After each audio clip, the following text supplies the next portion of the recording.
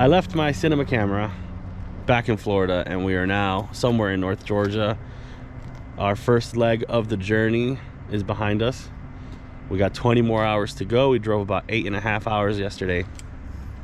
So I don't know what to do, because I packed my cinema camera for like, got everything ready for a week for this journey, and it is sitting cozily in my house right now. The one bag we didn't bring. The one bag we didn't bring was probably one of the more important bags. But anyway, I got a few GoPros. I do have my 2 Nikon cameras, so I could technically film everything with that. But it sucks because I packed my Sony specifically for this. So anyway, nothing to it but to do it. So I'm just gonna go ahead and try to pivot and use my other cameras, and maybe buy some more gear along the way.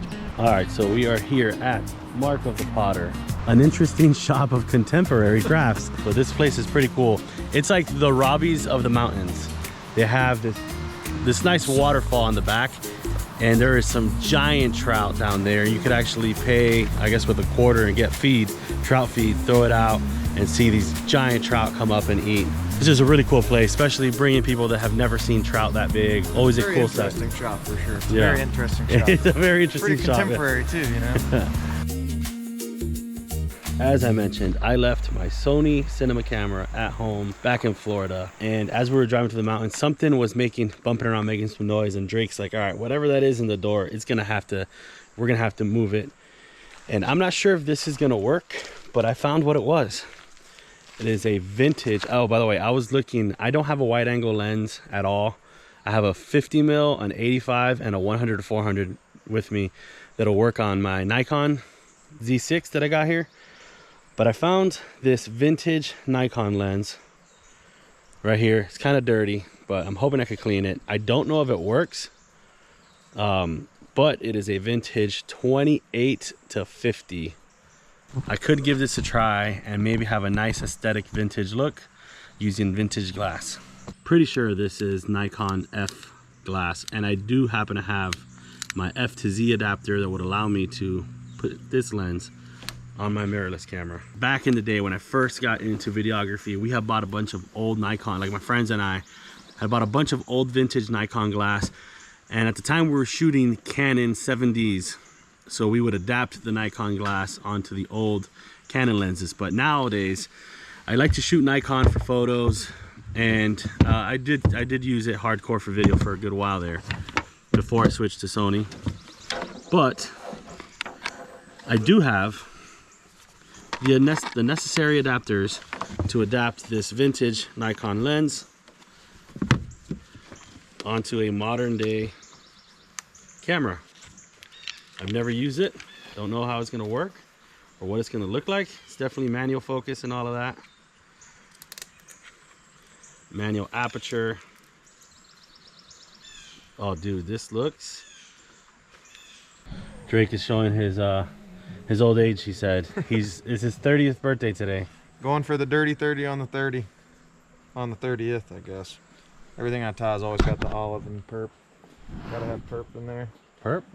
The Estrada art, dude, you love purple? Oh, for sure. Purple everything. I didn't know you rocked purple. That's my favorite color of all, like literally like all my hoppers. Everything I tie's always got purple in it.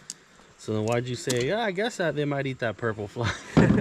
Was that sarcasm? That's my standard sarcasm. I mean, everything's always got the purple flash in it. Yeah, I didn't know that. That thing right there work? I feel like it would. If you want to catch little ones, yeah. What do you throw for big ones? I would throw that musky fly up there. Oh dude, this is nice little fly right here. Thank you, James Page. I'm pretty sure, if I recall, it was James Page that sent me all this stuff. Throw this for the bigger trout, yeah? I'm in for the smaller ones, yeah. For the smaller ones, seriously? I mean, I'll show you what I'm about to throw.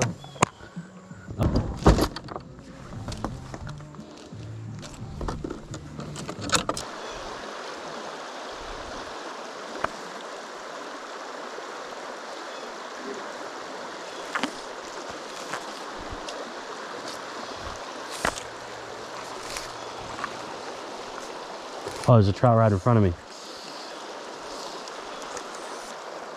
Oh, he's chasing it. He's chasing it. Oh, I scared him. You see him chasing it?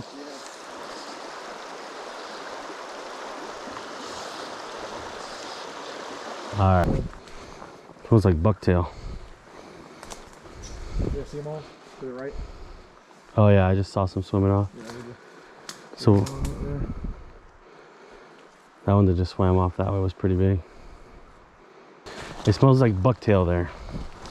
Like, you know, when you buy bucktail to tie flies. Oh,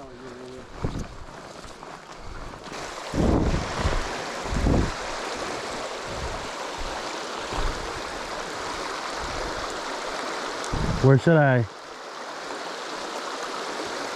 All right.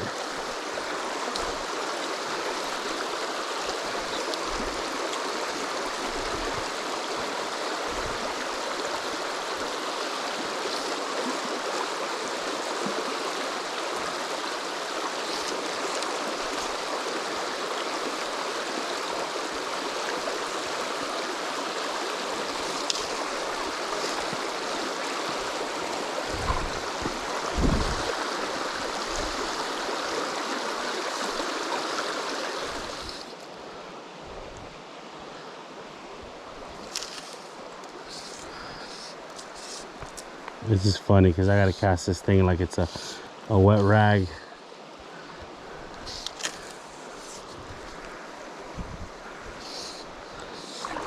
Tied to the end of my rod.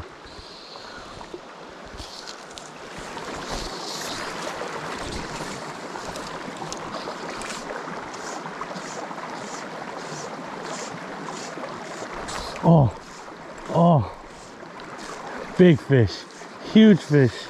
Came after and ate it. Big old wake.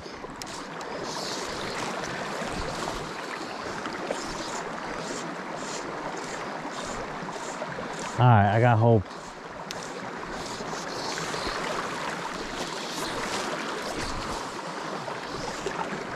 That might work. He railroaded it. I don't know how I missed him.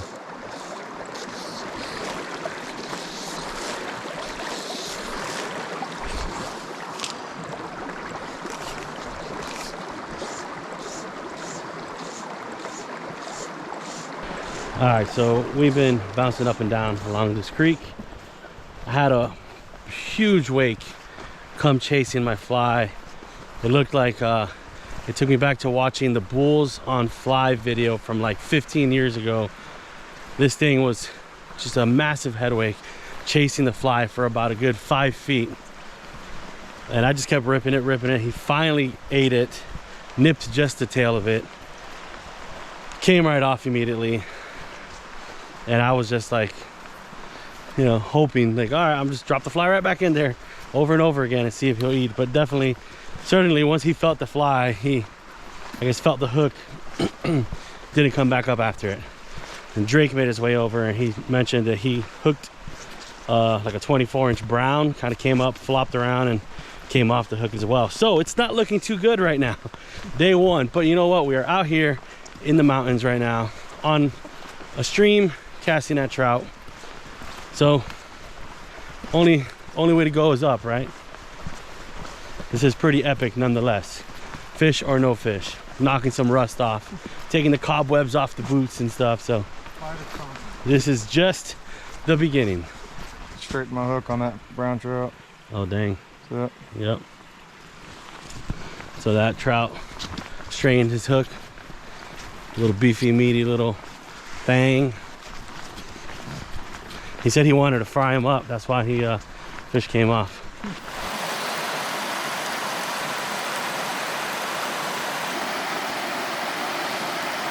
So we were walking atop the trail and went to look to see around the area where I had that big fish eat. And sure enough, we spotted pretty good sized trout hanging off the backside of a rock. So Drake climbed down and had at it. And at first the fish wasn't really interested and he was rising up on some like bugs and stuff. But then out of nowhere, a couple other big trout swam into the same pool. And when that happened, it was like all bets were off. They were chasing the fly down, fighting for it. Oh, there's 2 of them now. 3 of them.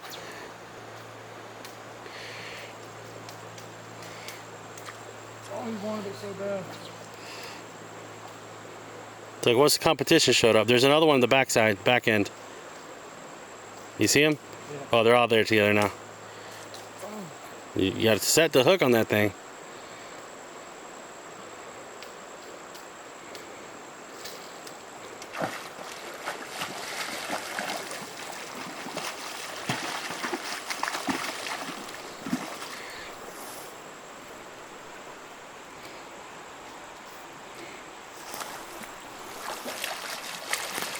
£5, baby. Pull the hook on one. Managed to hook and catch the smallest of the group. But it was fun stuff. Now we're making our way back to the truck. Gotta get back on the road. Got another 20 hours to reach our first destination, or next destination on this trip, I should say. I just go with the flow, where the ride wants to go. Got my turtle box singing low, feeling blessed from head to toe, from Colorado to the Casper snow. Praise the Lord and let it roll. Yeah, I just go with the flow.